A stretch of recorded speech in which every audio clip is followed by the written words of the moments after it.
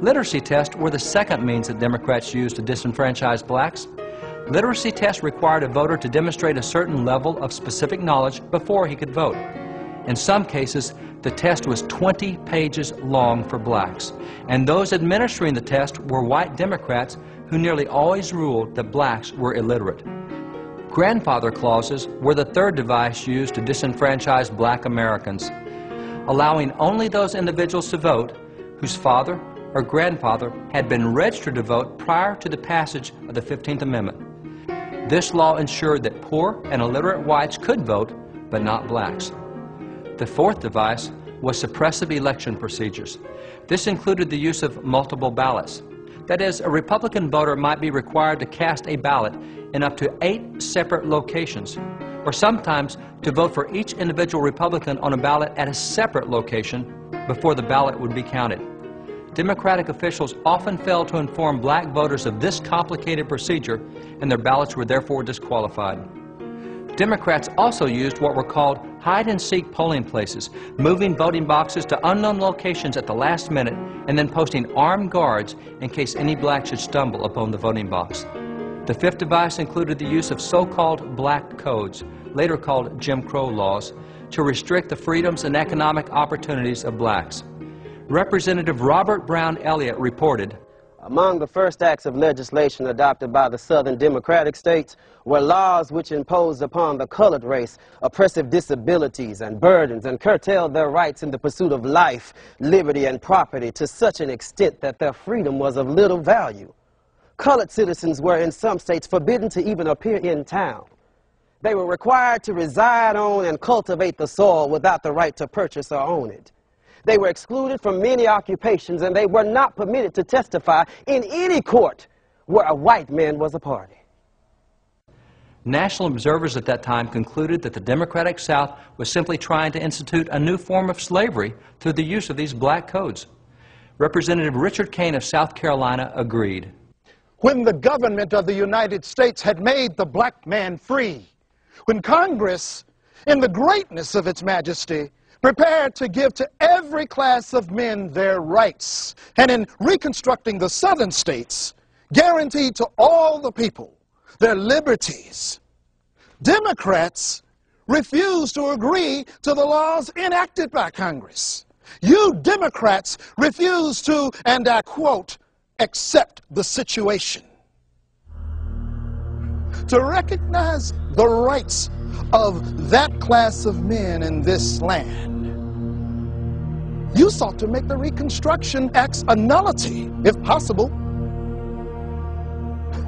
You sought to re-enslave the black man by every means in your power.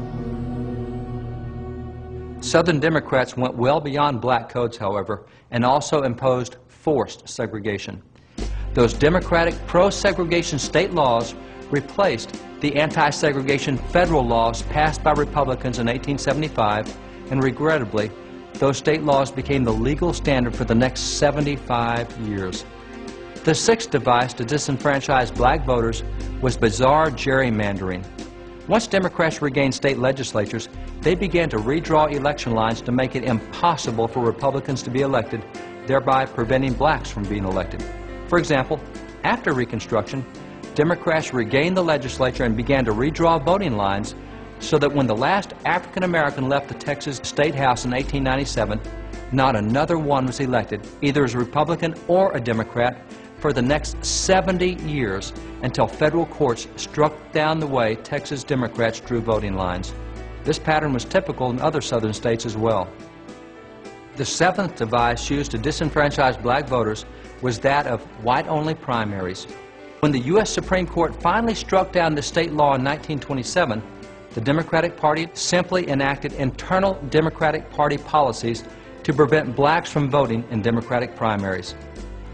In 1935, the Supreme Court upheld this Democratic Party policy of white-only primaries, but in 1944 the court reversed itself and finally struck them down.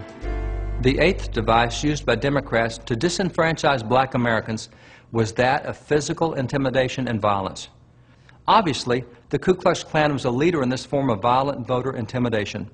As confirmed by Representative James T. Rapier of Alabama, Democrats were hunting me down like the partridge on the mount, night and day, with their Ku Klux Klan, simply because I was a Republican and refused to bow at the feet of their Baal. The ninth device used by Democrats to disenfranchise black voters was the revision of state constitutions, to negate many of the rights that had been gained. Other devices employed by Democrats to keep blacks from voting included property ownership requirements. Democrats also used restrictive eligibility requirements, such as residing in a state 2 years before voting, or the paying of excessive annual voter registration fees, fees not struck down by the courts until 1971. Democrats utilized nearly a dozen devices to keep black Americans from voting, something that would have come as no surprise to the earliest African American civil rights leaders.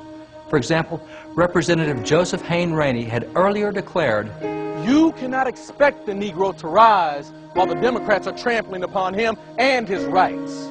We ask you, sir, to do by the Negro as you ought to do by him in justice. If the Democrats are such staunch friends of the Negro, why is it that when new propositions are offered here and elsewhere, looking into the elevation of the colored race and the extension of right and justice to them, why do the Democrats array themselves in unbroken ranks and vote against every such measure?" The unrelenting Democratic efforts to suppress black voting were successful. For example, in Mississippi in 1892, there were almost 70,000 more blacks than whites in the state. Yet white voters outnumbered black voters by a margin of 8-1. And in Birmingham, of the 18,000 blacks who lived in that city at the turn of the century, only 30 were eligible to vote. In Texas, the number of black voters fell from 100,000 to only 5,000. The number of black voters in Alabama and Florida was reduced by nearly 90%. And by the 1940s, only 5% of blacks in the South were registered to vote. In fact, in 1965 in Selma, Alabama, a city with more black residents than white residents, the voting rolls were 99% white and only 1% black. Clearly, Democratic voter suppression efforts had been successful. Returning to the 1800s, recall that Democrats regained partial control of Congress in 1876. That partial control continued for the next 16 years until 1893, when Democrat Grover Cleveland was elected as president, and Democrats gained control of both the House and the Senate. For the first time since Abraham Lincoln, the Democrats had full control of the lawmaking process. Given their new powers, what did Democrats do to assist civil rights? Nothing. Not a single civil rights law was passed by Democrats during that time. In fact, the Democrats immediately passed laws repealing civil rights laws that had not yet been struck down by the Supreme Court. Specifically, Democrats repealed the laws protecting black voting rights as well as those punishing Klan violence. By 1900, Democrats actually began actively to seek the repeal of the 14th and 15th Amendments.